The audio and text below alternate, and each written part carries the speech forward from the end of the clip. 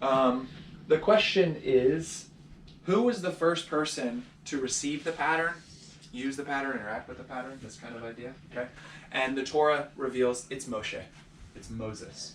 It's one of the reasons he is the greatest figure in the Torah. Okay? So he receives the pattern. And how does he receive the pattern? He receives the pattern on the mountain directly in the presence of the living God, Yahweh.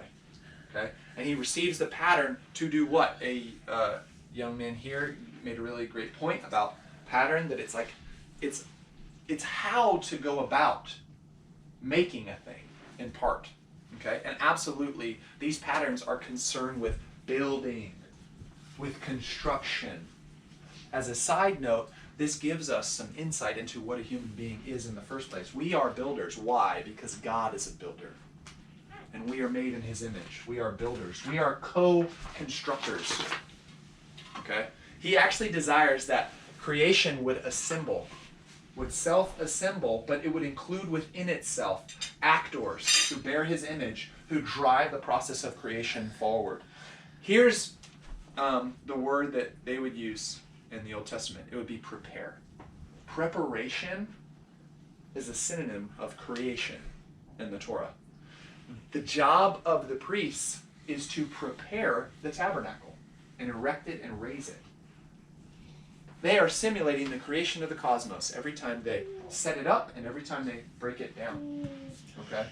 Or rather, every time they set it up. And Moses was warned sternly, do not deviate from this pattern. Don't deviate from it. Your example with the transformers, it would be as if Yahweh gave Moshe designs. And he warns Moshe, do not do your own thing. Do not change any of the designs. Stick to it exactly. Okay? So Moshe is the first to be able to receive these instructions. And actually, the first person to erect the tabernacle, it's Moshe. It's not Aaron. It's going to eventually be Aaron, okay, and his sons who will erect it. But the first time it's erected is not by them. It is the builder of the house is Moshe. Now, that is also a kind of a trick, because if you go to the Torah, Moshe himself does not build the materials for the house. He doesn't actually build it. He's the one who's in charge of erecting it, setting it up, making it stand and establishing it, okay, preparing it. Bezalel, the son of Uri, okay, he's the dude.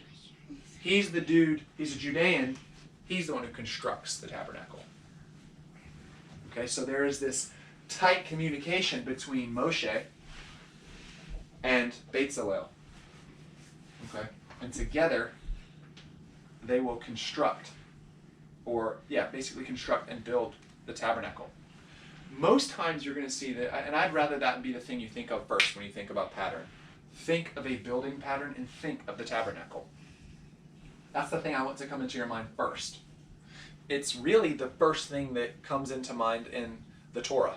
It's the first thing in the mind of the Torah. Even when it shows up in Genesis, it really is only in Genesis to be understood and consumed by post-Exodus Israelites. Okay? And this is an interesting thing.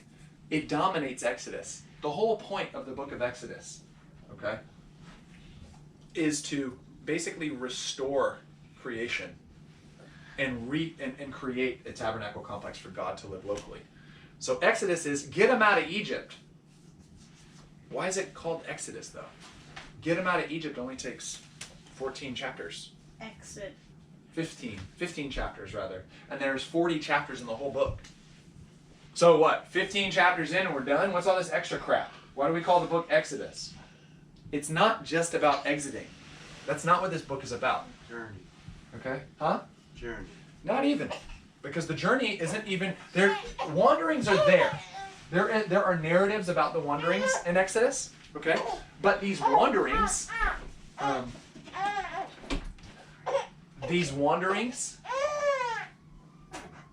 It's okay. It's okay. Real life.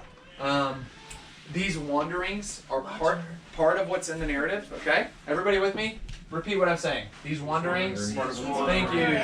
Wonderful. Yep. Okay, we're on the same page. So these wanderings are part of the narrative, but they don't really dominate most of it. And a lot of these wanderings are in response to mishandling of the pattern. Okay?